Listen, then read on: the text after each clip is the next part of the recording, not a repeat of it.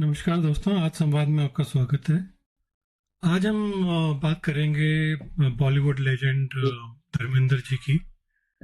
अ, पूरे भारत में उनके देहांत के वजह से बहुत अ, जो है शोक मना रहे हैं इस समय। उनकी कहानी सिर्फ एक फिल्म स्टार की कहानी नहीं है, बल्कि एक पूरे युग की कहानी है। तो कैसे मतलब वो फिल्मों में आए, कैसे वो पंजाब के एक उत्तर की तरह छोटे गांव से लेकर शोले के वीरू तक और फिर एक ग्लोबल आइकन तक बन चुके धर्मेंद्र जी की।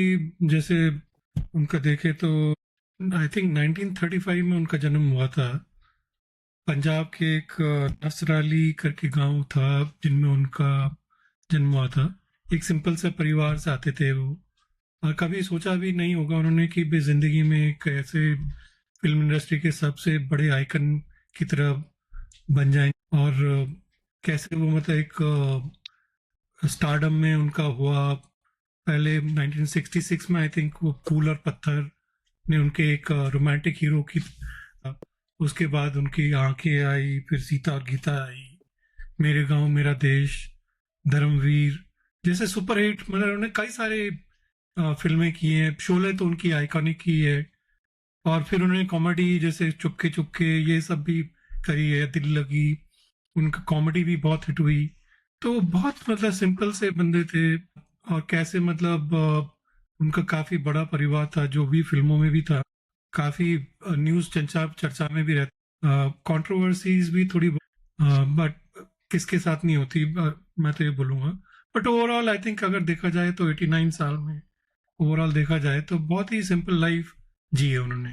तो चलिए उन्हीं पे बात करते हैं, उनकी डेथ के बारे में, उनकी लेगेसी के बारे में, कैसे तो उनकी पर्सना कैसी थी, कैसे वो बॉलीवुड के ही मैन की तरह मतलब एक रगेड पावरफुल की तरह आते थे, बट थे वो बड़े सिंपल से वार्म बंदे थे और सबको बड़े प्यार से मिलते थे। तो चलिए नहीं सब।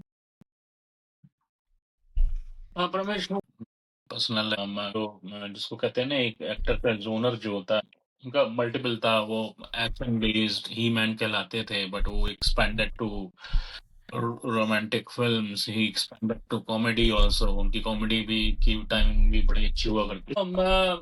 काफी ब्लॉकबस्टर मूवीज उन्होंने प्रोड्यूस की। तो एज एन एक्टर वो चुपके चुपके है, शोले है, सत्यकाम है, कई अगर हम लोग गिनना चालू करें तो काफी टाइम लग जाएगा।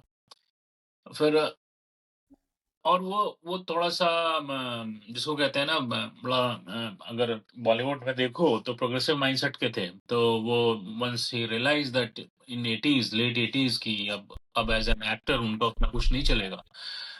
तो धीरे-धीरे वो अपना प्रोडक्शन वगैरह में भी उन्होंने अपना हाथ किया और अपने दोनों बच्चों को अ, तो एज़ अ प्रोडक्शन हाउस करके उन्होंने अपने दोनों बच्चों को लॉन्च किया। मेरे ख्याल से बॉबी देओल, जो उनका छोटा वाला बेटा बॉबी देओल, और बड़ा वाला जैसे बड़े वाले को घायल करके लॉन्च की थी ना उन्होंने 90s नहीं में। नहीं, बेताब बेताब में आए थे वो। बेताब भी, हाँ, घायल, बरसात, ये सब उन्होंने लॉन्च किया और वो काफ़ी फेमस हुई। फिर वो उन्होंने पॉलिटिक्स में भी अपना करियर उन्होंने अपना शुरू किया। वो मेंबर ऑफ पार्लियामेंट बन गए। आई थिंक 2000 जी, एक टर्म 2004 में के रहे हैं। वो राजस्थान। हाँ, 2004 टू 2009 बीकानेर से थे वो। तो वो सब किया उन्होंने। तो कई बार उनके अवार्ड वगैरह भी मिले हैं, मतलब जैसे पद्म भूषण अवार्ड भी मिला उनको, मेन में फिल्म फेयर भी मिला उनको, life time achievement award around I think 1997 में मिला था उनको। नेशनल फिल्म अवार्ड एक तो he was very popular in 60s to 80s का पीक पीरियड था, और वो जो भी मूवी करते थे वो सब हिट होती थी। तो दो तीन बड़े बड़े स्टार थे उस जमाने में, तो उनमें से एक ये थे। बट उनका गुड एस्पेक्ट ये था कि अगर आप देखो तो यूजुअली उस टाइम पे, और उस टाइम पे क्या, अभी भी जो बॉलीवुड हीरोज होते हैं वो टाइप कास्ट होते हैं। So he was also initially type cast for action movie and all those things. Very उनका मल्टी जॉनर फिल्म करने की कैपेबिलिटी थी। कॉमेडी भी इन्होंने बहुत की, शोले, में कॉमेडी प्लस एक्शन बोथ, और चुपके हाँ मतलब चुपके चुपके चुपके देखो अगर तो चुपके चुपके तो मतलब आइकॉनिक कॉमेडी है ना वो तो कॉमेडी एक तरह थी। से। हाँ, वो तो और मतलब बोला जाए तो अलग ही लीग में है। तो वो मतलब उनका कॉमिक टाइमिंग भी इतना था स्ट्रांग। तो मतलब उसमें कोई दौरा ही नहीं है कि भाई वर्सेटाइल एक्टर। पहले से अगर तुम देखो तो उनसे नूतन इन सब से बड़ी सीरियस फिल्में भी की हुई हैं। उन्होंने एक्शन फिल्में भी की हुई हैं, कॉमेडी फिल्में भी की है। तो उनका जॉनरे जो था ना पूरा मतलब पूरा वाइड था, पूरा सब तरह के उन्होंने फिल्में की हैं। और एक तरह से एक बार उन्होंने I think किसी से ने पूछा भी था कि उनके बायोपिक के बारे में या उन्होंने बुक लिखोगे, तो उन्होंने मना करा कि मैं अपनी ऑटोबायोग्राफी कभी नहीं लिखूंगा और मैं अपनी बायोपिक नहीं बनाना चाहता, क्योंकि ये सब जो है मिट जाते हैं, लोग भूल जाते हैं फिल्म वगैरह को। मैं चाहता हूँ कि लोग मुझे वैसे ही याद रखें मेरे काम से। तो आई थिंक ये कितनी बड़ी चीज है। नहीं तो आजकल के दो कौड़ी के जो लोग होते हैं कलाकार, मतलब दो कौड़ी के, मैं उसका कह रहा हूँ मतलब कि मतलब आज ही फेम मिला और वो जो है कल अपना जो है बायोपिक बनाने के लिए तैयार बैठे रहते हैं। तो वैसे मतलब पसंद होता है वो तो खैर अलग बात है। और उन्होंने कई एक्टर्स को लॉन्च वगैरह भी किया था, बट प्राइमरली अपनी फैमिली को लॉन्च किया था, बॉबी देओल को, सनी देओल को, अपनी वो हेमा मालिनी से जो सेकंड वाइफ है क्या, जो भी उनकी बेटी जो ईशा देओल, उनको भी लॉन्च करने में किया था उन्होंने। तो मतलब वो तो मतलब कनेक्शन के थ्रू, मतलब कोई कहे कि भाई लॉन्च डायरेक्टली नहीं किया बट वो कनेक्शन। हाँ, तो प्रोडक्शन का भी जो था उनका family, but overall he was a good actor. अपने बहुत फेमस स्टार कैटेगरी के एक्टर तो थे ही, नो डाउट। तीन चार पिलर थे उस जमाने में तो बॉलीवुड के लिए हाँ मोर। मतलब देखो अगर जैसे कि भाई उस समय दिलीप कुमार, देवानंद, अमिताभ बच्चन, अमिताभ ये बच्चन तो बाद में धर्मेंद्र, आए, मतलब जितेंद्र, तो यही सब चार पांच जो मतलब बहुत ही नहीं, अमिताभ बच्चन अच्छे तो अभी। बाद में आया। दिलीप कुमार थे, मनोज कुमार थे, देवानंद थे, धर्मेंद्र थे, और राजकुमार थे। ये बड़े बड़े एक्टर थे उस जमाने में। तो Amitabh Bachchan was the next generation to them.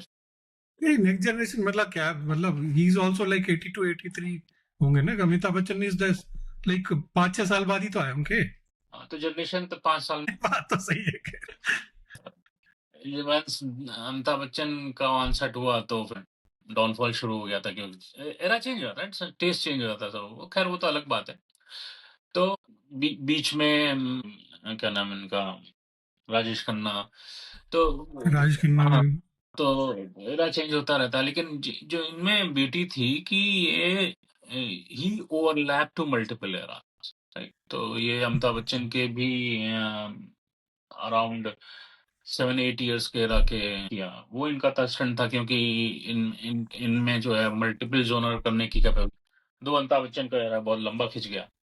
तो ये थे, he was a fine actor, he was a charming personality. एक और चीज इन्होंने इंसर्ट की थी जो, तो काफी फिट एक्टर थे। इनको आज भी लोग इनकी फिटनेस की वजह से इंस्पायर करते हैं। तो वो सब चीजें भी थी। और जिसको कहते हैं, he was always promoter of जो विलेज लाइफ की लाइफस्टाइल को प्रमोट करने में एक बिग प्रोपोनेंट की तरह ये इनको लाइफस्टाइल अच्छी लगती थी। बाद में भी अपने लास्ट फेज में शायद हाँ मतलब बीच में तो आई थिंक लंदन भी शिफ्ट हो गए थे, वो लंदन में रहते थे मोस्टली आई थिंक। फिर उसके बाद फिर आई थिंक कुछ सालों से फिर वापस अपने बॉम्बे फॉर्म में वापस आ गए थे वो अपने फार्म वगैरह में। वो बट ओवरऑल आई थिंक ये है कि देखा जाए तो he was a very simple man. अपने मतलब सिंपलिसिटी के लिए एक गांव के कोई मतलब बिल्कुल ही गांव का बंदा कोई था ना, and he actually achieved huge fame. But उनके फेम की वजह से उनके दिमाग नहीं खराब हुआ जैसे लोगों का होता है। वो मतलब एंड तक बड़े सिंपल से रहे, सबसे मिलते थे, मतलब सबसे अच्छी तरह से बात करते थे। किसी ने उनके बारे में मतलब गलत कभी नहीं बोला। अब थोड़ा बहुत तो खैर जो भी रहा होगा होगा, बट मतलब ऐसा ओवरऑल मतलब एटलीस्ट तो ठीक ही थे। मतलब ऐसा नहीं है उनके बारे में कोई ह्यूज कंट्रोवर्सीज हो या कुछ।